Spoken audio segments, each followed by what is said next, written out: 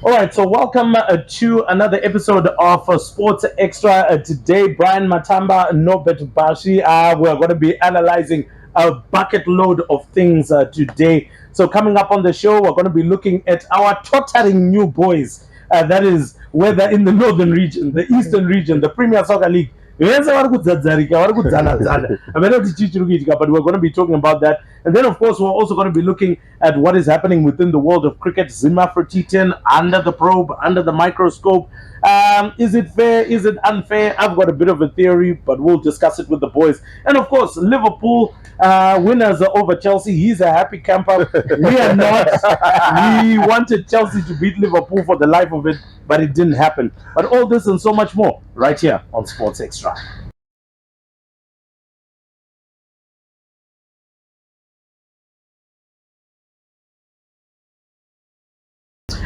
Okay, so welcome back. Great big thank you to all of you that are coming through with comments, liking and sharing, following, subscribe to our YouTube channel. Thank you very much. It is growing slowly but surely, but we need more and more of you to subscribe. Let's see if we can hit 1,000 before we hit the end of the year. We appreciate your feedback as well. So, gentlemen, let's dive straight into it. First and foremost, no bit. As long as I'm kubura, as about I'm sort of a logo, and it's not looking too good at the present moment for. I'll start off within the Premier Soccer League for Simba Bora right now. Angwa draw, lose, chi, and now their lead has been cut down. Yeah, Ruvimbo, it's always hard towards the end of the season because everyone would want to beat you. Was a change, but that 1-0 loss to Rangers was just not good for Simba Bora, considering that they had gone about 13 matches unbeaten. Of course, they've not lost yet at home, but they lost to Rangers, and that defeat gave FC Platinum, who thumbed Yada 3-0. Mapeza is very good at finishing. Yeah. He might not be good at starting, but at finishing is good. Remember the 2019 season, Cape United on top, they wanted the win, but Mapeza beat them and they finished the third and they took it. Yeah. And I see it going to the wire because Simba Bora still has to play the Cape United, they still have to play FC Platinum. So it's going to be a challenge. So plus anyway, 29 Diraya is not a good finisher. I'm sure all the Dynamos fans they do agree with me, or even the Ngezi.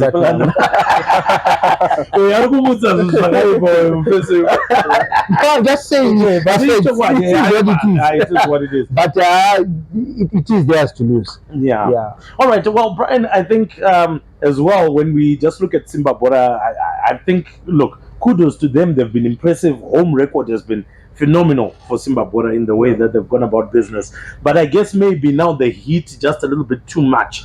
I think it's probably premature celebration, complacent creeping in. Because if you were following them before they started dropping points, drawing and losing, they're already celebrating. They already have got shirts written champions 2024. So I think it's a complacent kicking in. And also, man, as complacent fatigue also is starting to creep in as well. Yeah, and of course, when you're coming from D1, playing in the Premier Soccer League, there are tougher games week in, week out. So obviously, you tend to struggle with that. But in any case, are you sure that Simba Bora will not take the title this time? Yeah, like I said, it's theirs to lose. But I think they will win, but it's not going to be easy. Probably their game with FC Platinum will decide the winner.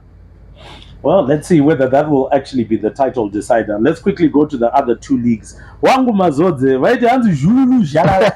Nawo wakuita Jalala Jululu. Azisina kumira mushe. Hanzi ngoti wangu zvipere.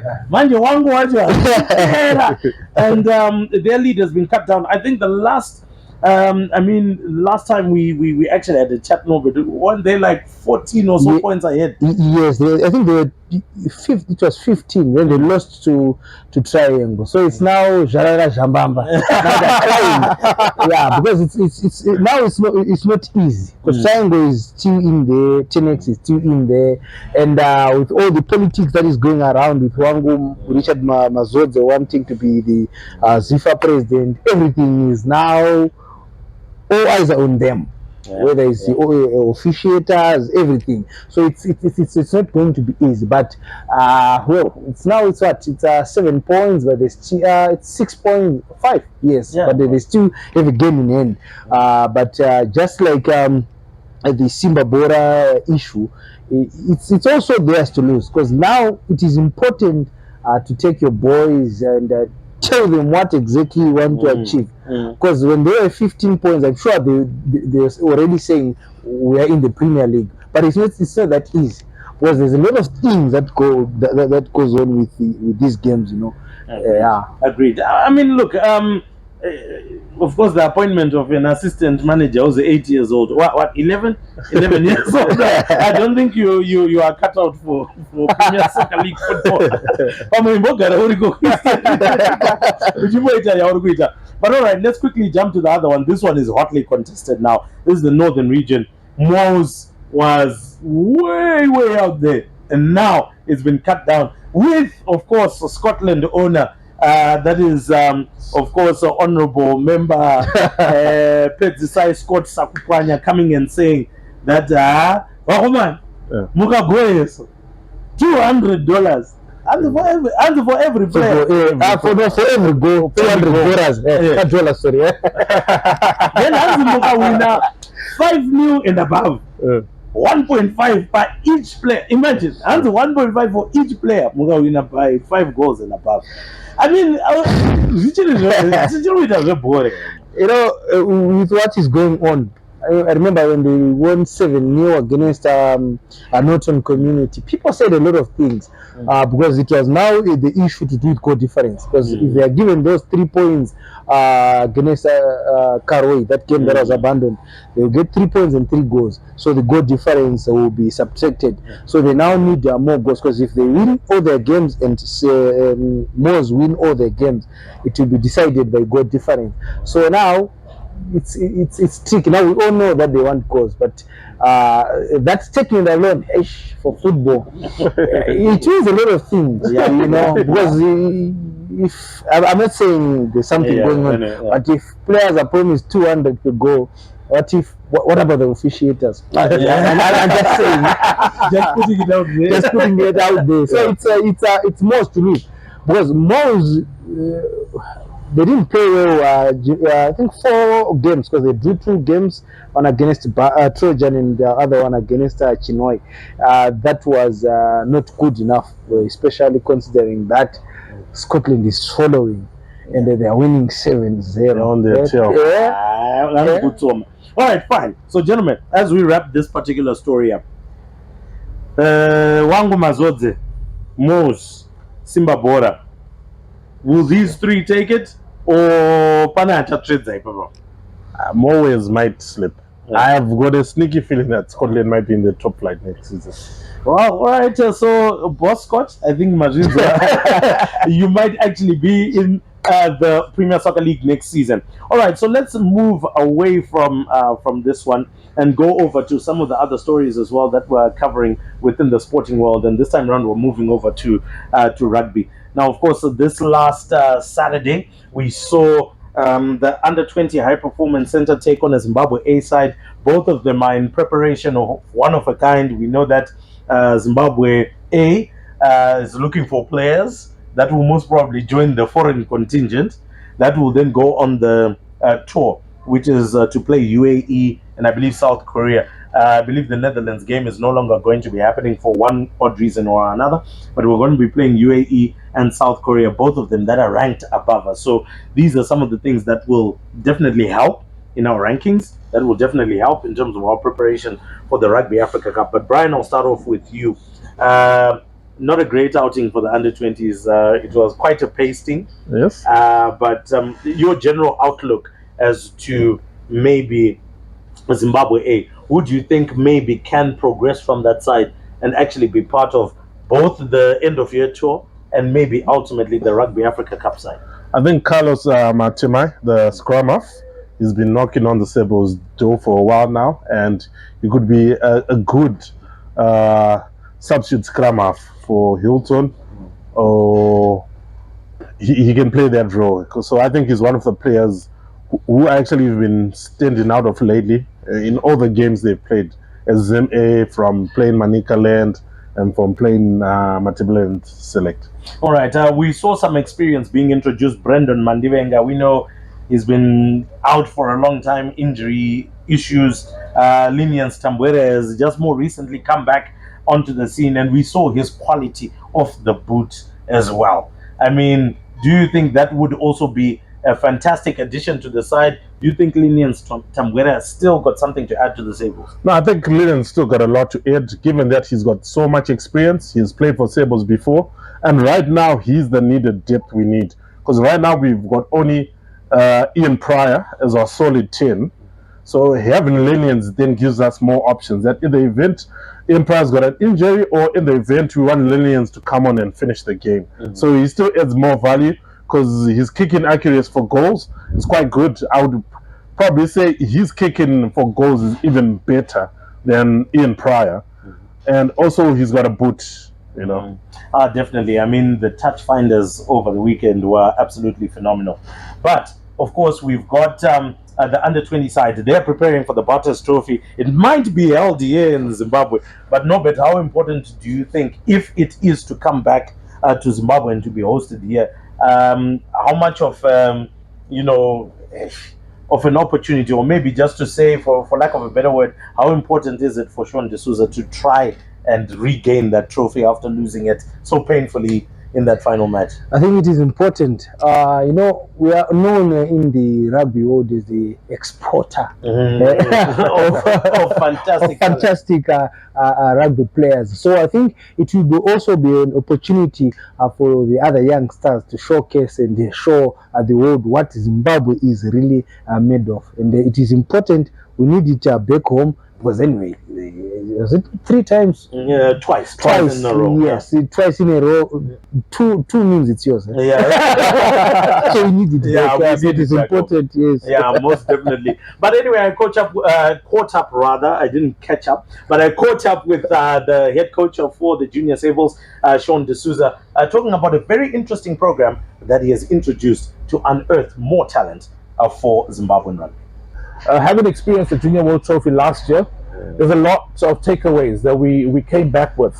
Learning from Scotland, from the Uruguays, stuff that they shared with us. It just gave us a food for thought. And looking at their programs that they have back home, sort of gave us this idea to come up with this program to sort of dig in more.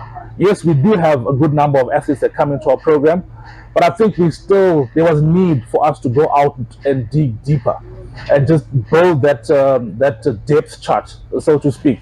Looking at the senior team winning the Africa Cup after 12 years, it also gave us, as the under-20 franchise, food for thought to say, okay, fine, how do we continuously feed players into the senior setup?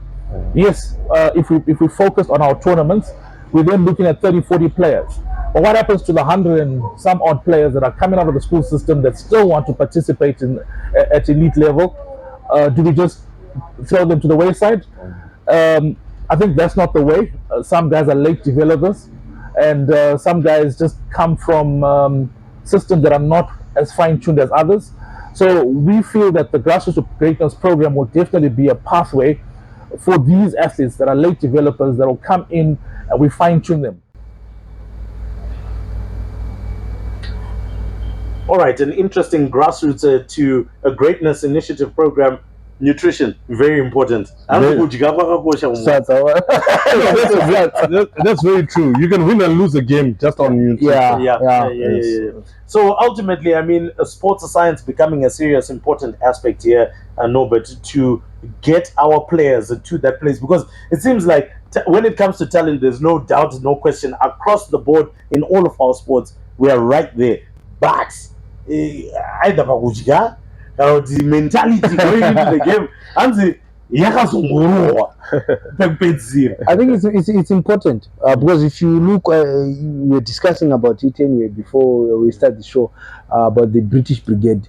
The reason why some of those youngsters are different from our local based players is about that nutrition. If you're in camp, pane zvinhu zvamunonzi this you should eat, this you should not, but munoenda bamba kwedu izvo ndiri kutamba an important game ndotobva ndarova sadza kasadza nemabhonzo. Yes, the game starts at 3 nemabhonzo hope dzinoita sei. It's very important, and anyway, it has always been important, but we all thought that it was just a European thing. But now that we are seeing the results, we should implement it in all our sporting disciplines because it's very important. Well, most definitely a lot to be considering right there. We're going to take a bit of a short break. When we come back, Zim Afro T10, scandal in Zimbabwe or not? Make sure you stay tuned. All right, welcome back. Thank you very much for tuning in. Don't forget to like, to share, to subscribe, to comment on all of our social media platforms. I did tell you that we are dinosaurs, but finally dinosaurs have caught up with technology. We are on TikTok as well. So make sure that you get here on TikTok, see some of our short videos and analysis that we'll be putting there. We appreciate the support. So on TikTok, it's a Sports Extra ZW. It's simple. Go on YouTube, Sports Extra ZW. If you go onto Facebook, Instagram, it's at Sports Extra Zim. So that is the only difference there. I'm sure. But in any case, let's get straight into it. Brian, Zim Afro T10. Right on. In fact, it's not under the microscope. It's under the telescope. And investigations are underway probing it for match fixing. Yes, just giving it a background, before even they launched it last year, there were fears that the Zim Afro T10 might be dogged with match fixing and such scandals, but somehow the owners of the T10 Global, they said they'll try and fix that because they were already under probe with the Abu Dhabi T10. Yeah. So eventually the Abu Dhabi T10 probe went through under ICC. Investigations went, and 8 people were actually found with match fixing charges, and one of them being Nasir, former Bangladesh player. So that's the background where we come from. So now bringing to the T10, the Afro one, which happened in Zimbabwe, right now still under investigation. No one has been charged, but they're under the microscope. Yeah, definitely under the microscope. But Nobert, I've got a bit of a theory here, and I'd like maybe for you to chime in on this one. Is this not other franchise leagues that are outside of what we would say the T10 Global Sports getting a little bit envious? Because now the thing is, T10, you work less, but you get paid sometimes a whole lot more. It's just turnovers. 10, and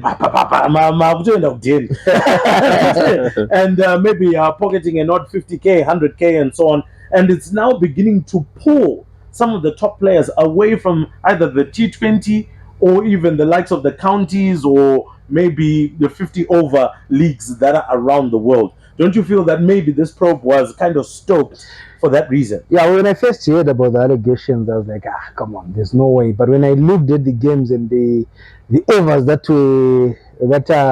were being talked about, 7 wide. Come on, even if you are you can actually see, because it's different from soccer where you can handle the ball, and now it's all about the wides. What it means is that you're giving your opponent a chance to win. And honestly, it's 6 balls and over, and then someone throws about. If you throw about two or three, a seasoned bowler throwing 3 consecutive or wides, it raises questions, and we saw it coming anyway, because when the first one, we knew it was going to be smooth and okay, but the second one, after what had happened with the Abu Dhabi one, it was really important for us to Zimbabwe cricket to think twice or thrice about the T10 before we started playing. But anyway, it is what it is, and let's the investigation be done. And if people are caught, who are we to say what? They shouldn't be caught. Yeah, ultimately. And I hope that will not be the case. I hope that none of our local players are found in that probe. and things like that, because we need obviously our cricket to move forward. I think now we're playing a bucket load of cricket. The concerns would be, and I know we're not playing enough cricket. I know we are playing a ton. We've got Pakistan coming up in November. Afghanistan is following up in December. Then also rumored Bangladesh might be coming in January or something like that. Then you've obviously got qualifiers in between. Right now, actually, our boys in the back of beyond would say, when it comes to the qualifying process, Africa sub-regional qualifier. The past is another country. We're used to those automatic. I mean, ICC, where did we go wrong? We used to just be invited to these World Cups. Anyway, it is what it is. But anyway, let's go past the fixing and the probing and whatever. Let's now go over to what is currently happening. And we'll start off first with our lady chevrons. Kudos to them. 2 matches already in the bag against the United States of America. I think the second one, ODI, was a little bit challenging, because the 250 is a decent target in women's cricket. But somehow, some way, we're finding our way there. But let's talk about, Brian, the performances of beloved Biza. I think she's my new favorite when it comes to the lady chevrons.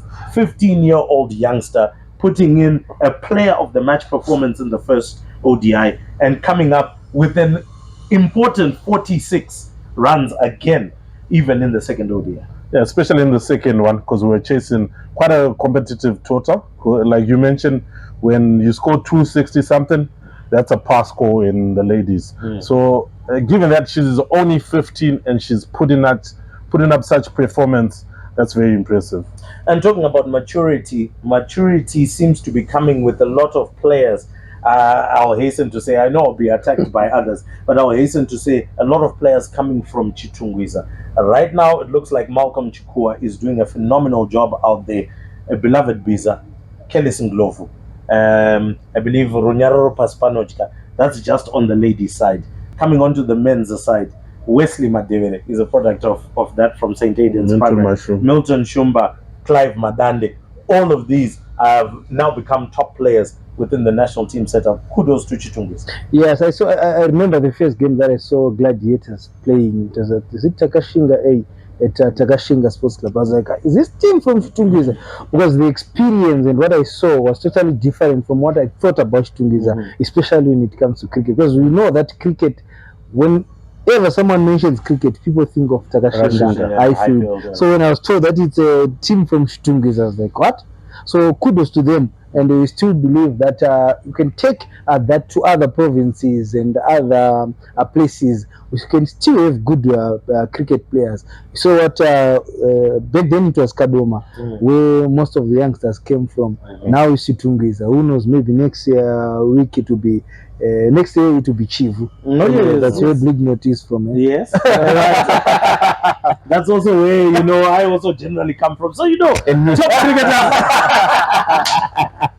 So hopefully that is something that Zimbabwe cricket will continue to inspire and invest in, and hopefully St. Aidan's Primary can even receive more in terms of facilities and support, because this is where all these youngsters are coming from. But let's move from there. The Women's Cricket World Cup final. What a final that was. 2 teams that had never won it. But there they are. And New Zealand somehow, some way, resigns South Africa to the usual tag of being chokers in the final. I mean, big question. How do you beat Australia and then fail to beat New Zealand, Brian? I think there's something when it comes to final with South African cricket.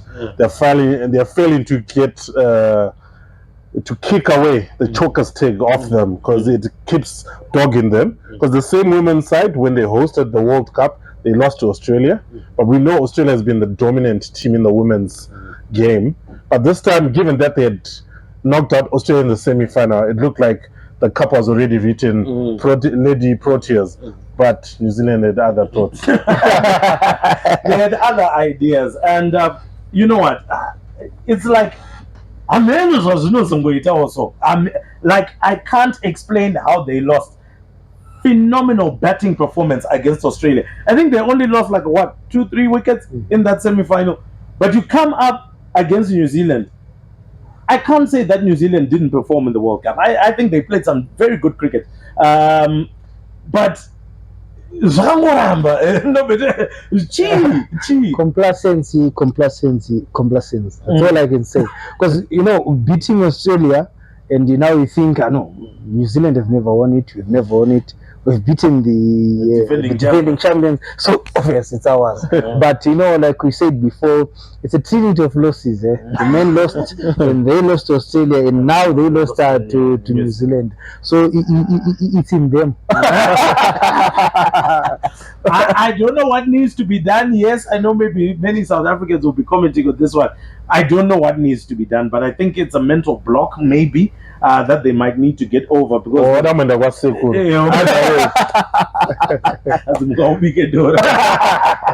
but anyway, that's generally that when it comes to cricket. We're going to take a short break. When we come back, we're going to be talking about the Premier League. It came back this last weekend, and Liverpool still on top.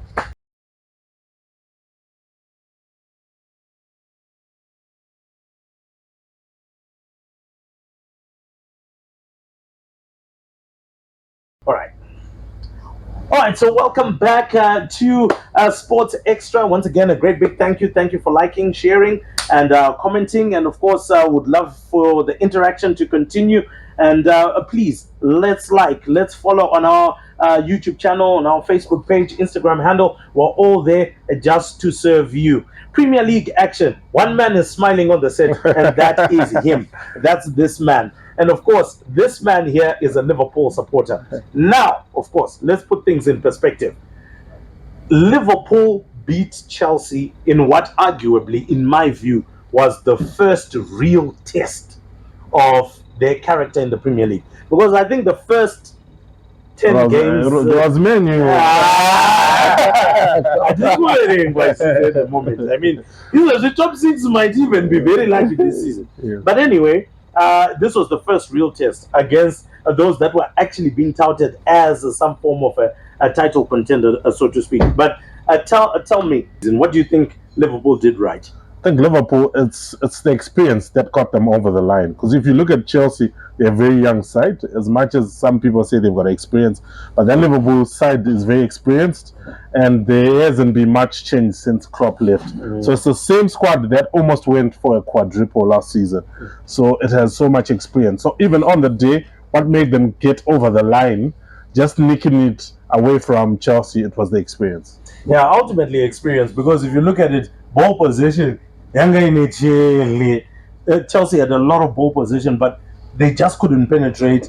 The one goal that did come, obviously, Liverpool were playing a very high line, and Nicholas Jackson, as we've seen these days, through pass. So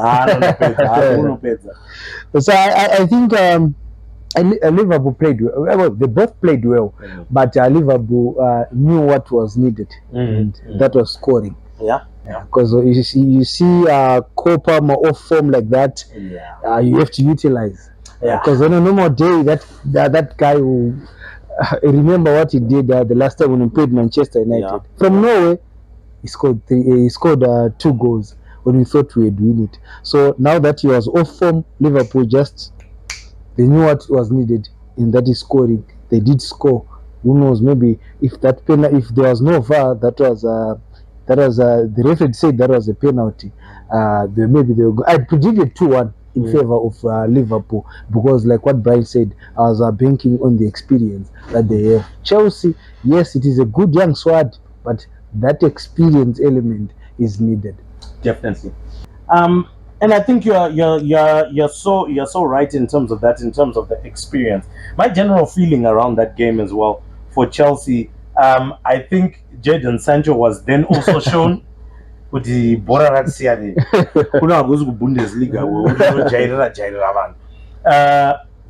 He failed to penetrate aside with one of the defenders who's always out of position, and that is Trent Alexander-Arnold. But he was unable to beat Trent Alexander-Arnold. And others will say, I know it's unfair, maybe, sour grapes from Man United. No, I feel that Sancho slows down the ball, slows down the play, and that might not necessarily play into someone like a Nicholas Jackson or a Noni Madueke, because Madueke all of a sudden adzima ofuti ever since Jadon Sancho came in, even on the left hand side, because Jadon Sancho loves to massage the ball, That's the problem. and he Such romance. romance with the ball and things like that. But anyway, let's go on to the other side of things. Arne Slot has now become the first manager to win his first 10, to win 10 out of his first 11 games as a Liverpool manager ever in the history of Liverpool. What does this say about him as a manager? It means that he has adapted well, because sometimes it's hard as a new coach to settle, especially given in the English Premier League. That's a very tough league. But at the same time, we should not look too much into it. It's only 8 games into the season, like in the EPL. Then the other 2 games which he won were Champions League and Carabao Cup. So let's not rush into it. Guys, it's only October. It's only October. All right, so this is the first time for me, Nobert, as we're going to be wrapping this one up. This is the first time for me I'm now seeing a Dutch manager outside of the confines of the Eredivisie delivering some form of early on success. Others may argue that maybe Erik ten Hag started quite similarly. But I feel like Slot has got a handle on how Liverpool plays, on the identity, and his identity. I think he knew he was coming to Liverpool way before we thought Klopp was going to leave. Because it just clicked, just like that. Anyway, the team is Mo Salah and Van Dijk. In as much as it is a good squad, but I think it's about his relationship with the players. Unlike Erik ten Hag, who said to be a headmaster. So I think Slot is a senior teacher. And that's what he needs to tell the kids, and now they're delivering, and it's good for him. All right, so obviously Man United 1-2-1, Manchester City another very controversial win. Gentlemen, we'll quickly talk about this one before we because I felt we can't end the show without talking about this one. Was that a goal? The winner for Man City? I don't think it was a goal. Okay, your general explanation? I'm still puzzled that they even made it stand. You're still struggling? I'm still struggling. Was it? No, it wasn't.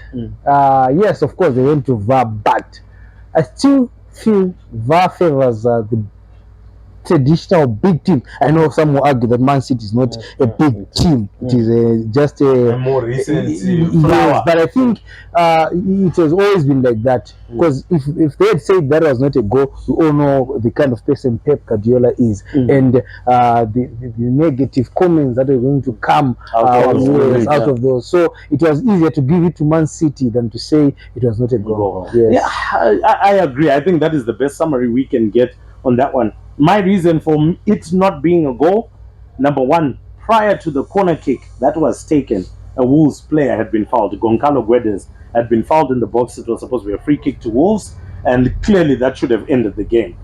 And then number two, initially when I was then looking at the replay, they were showing that is a face on to the goal. We only saw Bernardo Silva going away from the goalkeeper. So it would seem like as if, yes, he wasn't in the line of sight.